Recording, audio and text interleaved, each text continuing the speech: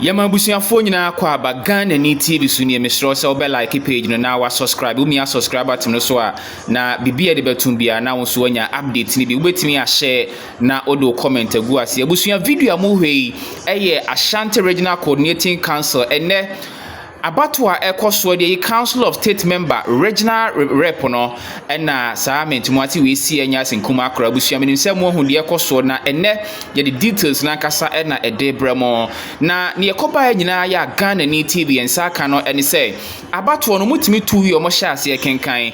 na onim se abato no nipa baako be se edu na wonum ejina nanso nipa mienu a omudin adi nimpa omo no eye nanan kansa bodu ayeboafo ya oye agrekenziman hene oni yewura chairman ya obi mpe ya wono nakane na oye Ashanti Regional Chairman edema ND Samyuko no na enkrano ne se nipa baako eduowotwe ensia 86 na wose beto aba no munyina aba beto yi omo hya ase kenkan no a na nanan kansa bodu enya ema no 47 eduanan so na chese akaba baako aduasa enkono 39 enti 47 no eye automatic winner na eno na omuhu se saa de ma we yakoso a NPP ni anase yewura nanan kansa bodu bi anim se oye NPP ni oboa mampani dada ene na bede ekire bo me o campaign mu ni ade enti no omontena se ema NPP ni ema metu mampani enso efo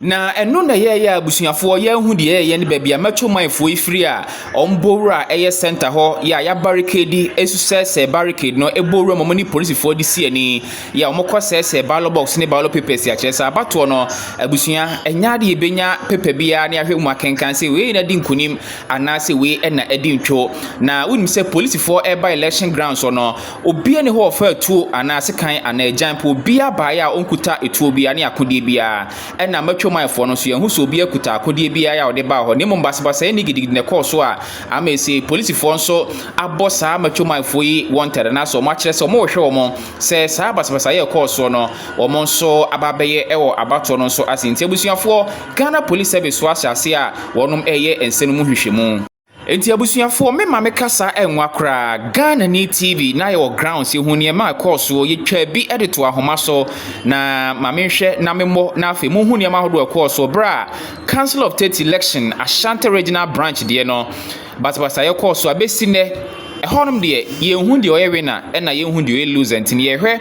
asemo a eye electoral commission for the baba bonten na the Ashanti Regional Caucus of Assembly members ya omo etai na nankansa board wachi no e de atodwa se omo de omunim se na nankansa board enya emanum 47 eduanan so ne de eye automatic win enti obi abese ballot box obi abese people omo mfa ho papa na wene enti se mampani ne electoral commission anhwe na omo declare na nankansa board as winner ene nyame ya adomo a enipa mampani bebo ondin se omo MMDCs ni nyina no enya de a wonum assembly members no so ebeji omatum enti mampani hwe na wanyamfunso bia se Council of State Member Ashanti Region de no ombeje e de free yewura na nankansa bodu ensem no mo nso hwe ni mu se rerun yensan koto ababia biem ya to akenkan ma na nankansa bodu nya 47 obi ho enti omo de atodwa se mampani ni electoral commission nim na omo dane abato obi ani a omo assembly members no mampani apamfo beyi omo for MMDCs no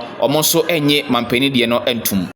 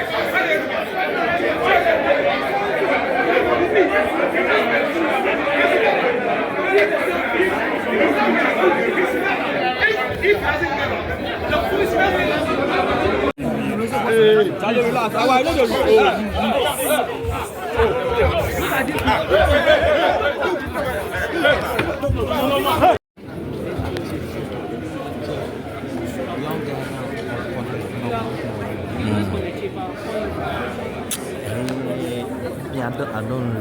really miss it inside.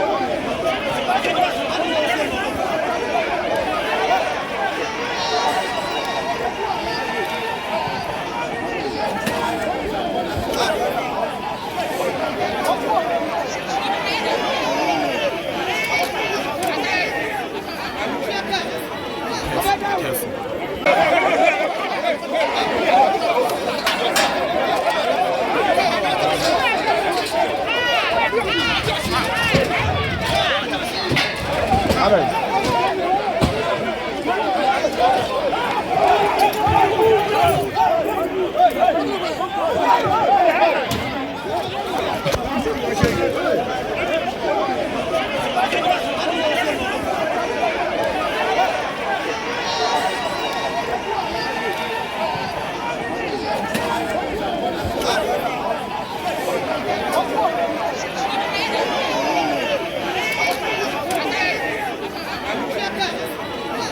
careful.